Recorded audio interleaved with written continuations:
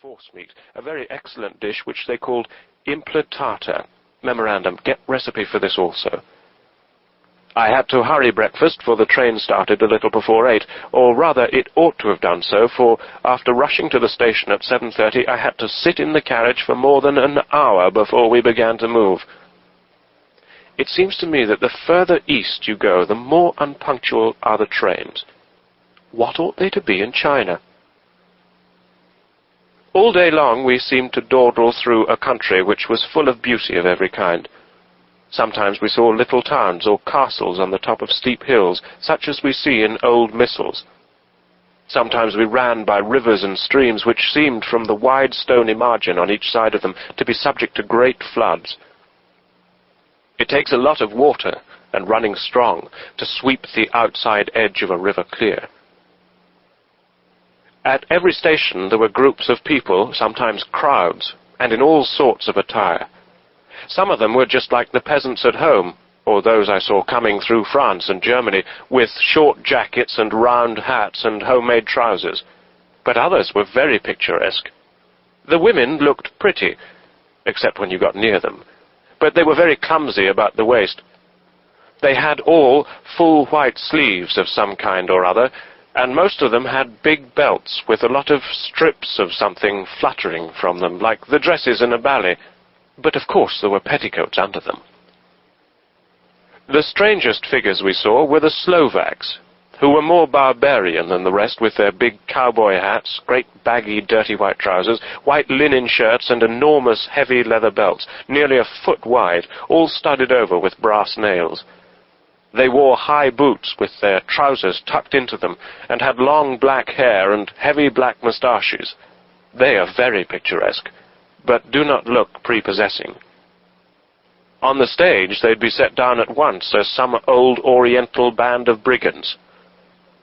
They are, however, I'm told, very harmless, and rather wanting in natural self-assertion.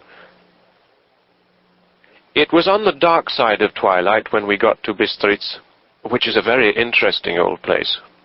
Being practically on the frontier, for the Borgo Pass leads from it into Bukovina, it has had a very stormy existence, and it certainly shows marks of it.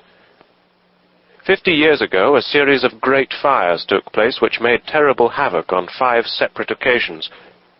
At the very beginning of the 17th century, it underwent a siege of 3 weeks and lost 13,000 people, the casualties of war proper being assisted by famine and disease. Count Dracula had directed me to go to the Golden Krone Hotel, which I found to my delight to be thoroughly old-fashioned, for of course I wanted to see all I could of the ways of the country. I was evidently expected, for when I got near the door, I faced a cheery-looking elderly woman in the usual peasant dress, white undergarment with long double apron front and back of coloured stuff, fitting almost too tight for modesty. When I came close, she bowed and said, "The Herr Englishman?" "Yes," I said, "Jonathan Harker." She smiled, and gave some message to an elderly man in white shirt-sleeves who had followed her to the door. He went, but immediately returned with a letter. "My friend, welcome to the Carpathians. I'm anxiously expecting you. Sleep well tonight. At 3 tomorrow the diligence will start for Bukovina. A place on it is kept for you.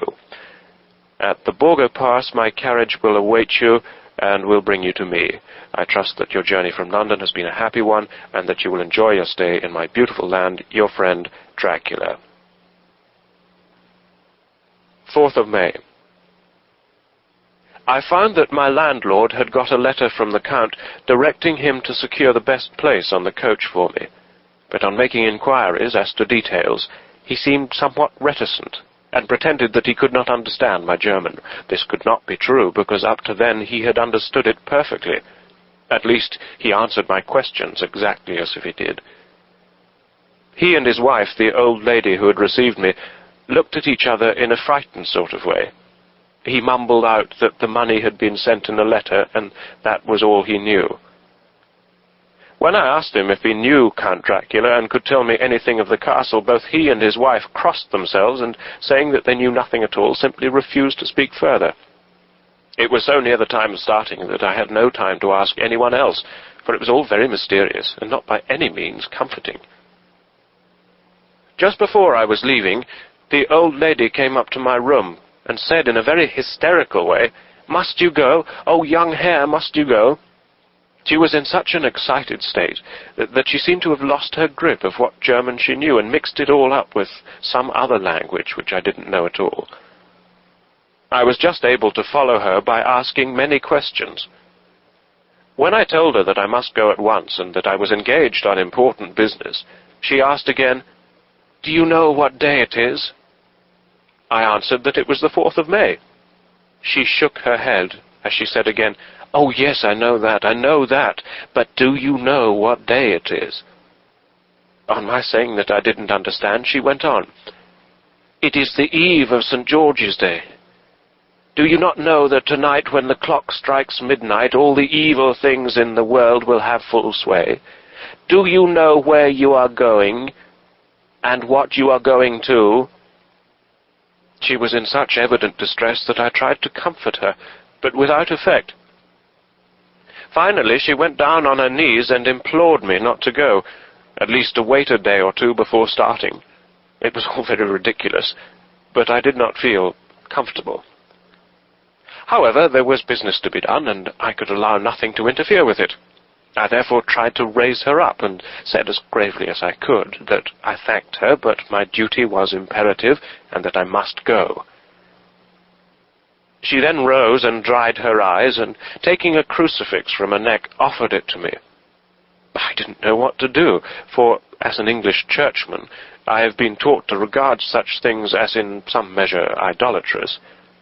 And yet it seemed so ungracious to refuse an old lady meaning so well, and in such a state of mind. She saw, I suppose, the doubt in my face, for she put the rosary round my neck, and said, "For your mother's sake," and went out of the room. I'm writing up this part of the diary whilst I'm waiting for the coach, which is, of course, late, and the crucifix is still round my neck. Whether it's the old lady's fear, or the many ghostly traditions of this place, or the crucifix itself, I don't know, but I'm not feeling nearly as easy in my mind as usual. If this book should ever reach Mina before I do, let it bring my goodbye. Here comes the coach. 5th of May. The Castle.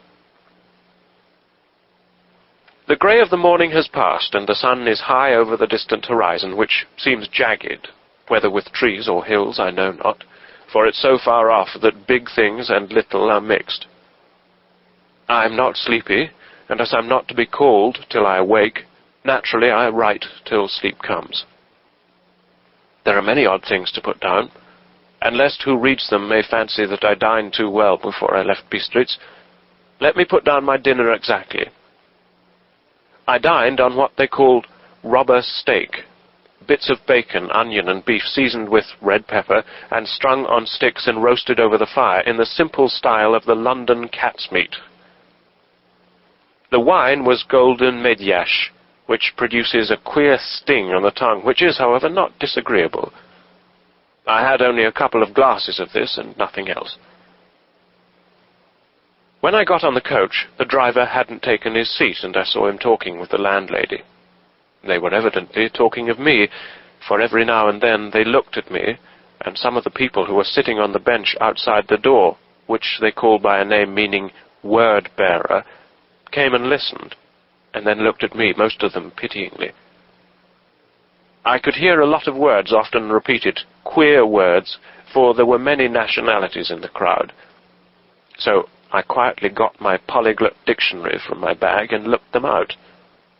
I must say they were not cheering to me, for amongst them were Ordog, Satan, Pokol, Hell, Stergoika, Witch, Brolok, and Bošlak, both of which mean the same thing, one being Slovak and the other Serbian, for something that is either werewolf or vampire.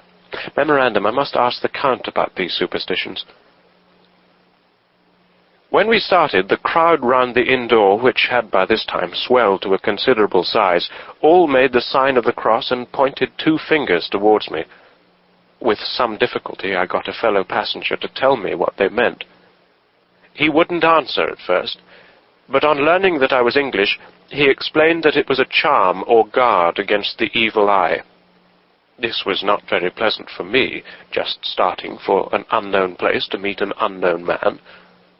But everyone seemed so kind-hearted and so sorrowful and so sympathetic that I couldn't but be touched. I shall never forget the last glimpse which I had of the inn-yard and its crowd of picturesque figures, all crossing themselves as they stood round the wide archway with its background of rich foliage of oleander and orange trees in green tubs, clustered in the centre of the yard.